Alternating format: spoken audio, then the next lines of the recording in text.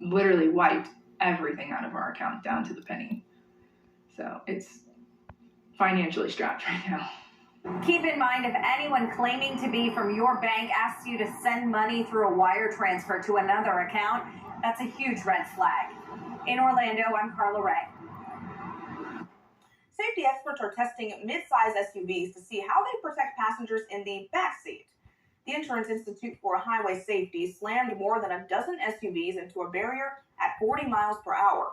All received good marks for protecting the driver in the front seat, but only 4 models earned good ratings for protecting backseat passengers. They include the Ford Mustang Mach-E, Ford Explorer, Subaru Ascent, and Tesla Model Y. We added this test because we have seen both in real-world data and in our crash tests that protection really could be improved in the rear seat. And he says there is safety technology available to improve the backseat. The IIHS expects the auto industry to make those changes in future vehicles. And Ford is so concerned about brakes, it's recalling more than 500,000 of its cars. This involves Fusion and Lincoln MKZ models from 2013 through 2017, and a few from 2018. The National Highway Traffic Safety Administration said if brake hoses can leak fluid and make it harder for drivers to stop. It thinks only about 2% of the cars have this problem. With this recall, Ford said it will replace the brake fluid hoses for free at dealerships. And take a look at this new species of orchid scientists in Japan discovered. The flower is described as a neighbor to populations of orchids common in the country, and scientists say it's a reminder that unknown species are often living right under our noses.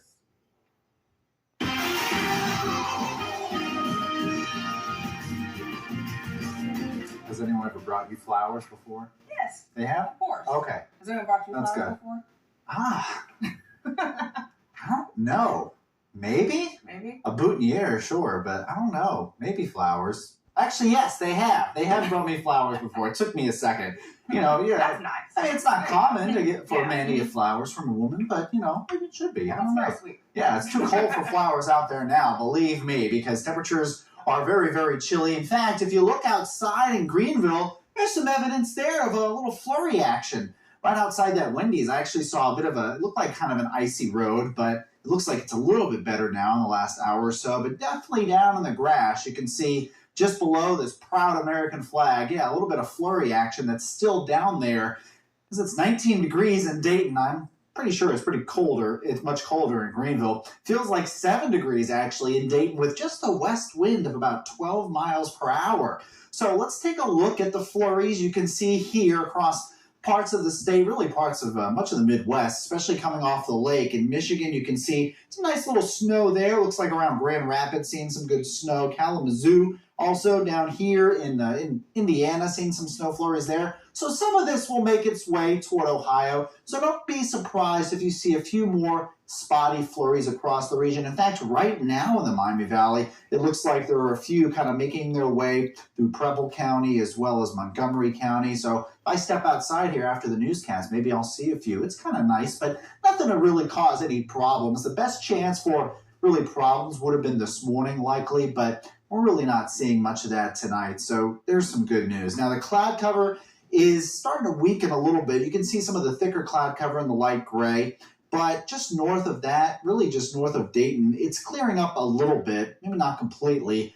If we see some clearing skies, that will really help the temperatures drop quite a bit. So temperatures right now, 19 degrees. I've had to lower the temperature a bit as I've gotten deeper into the evening because it's getting colder and colder.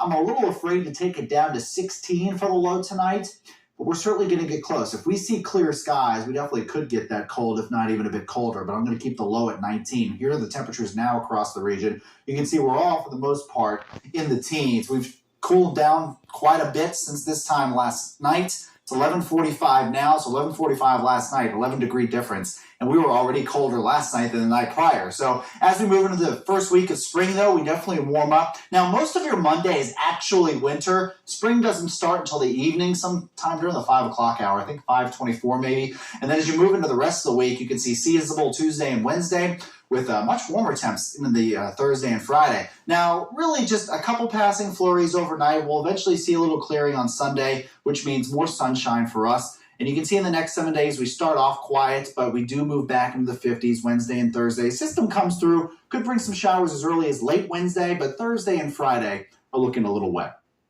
All right, thank you so much, Robert. Another heartbreaker loss for a local team in the OHSAA State Boys Basketball Semifinals. The Centerville Elks played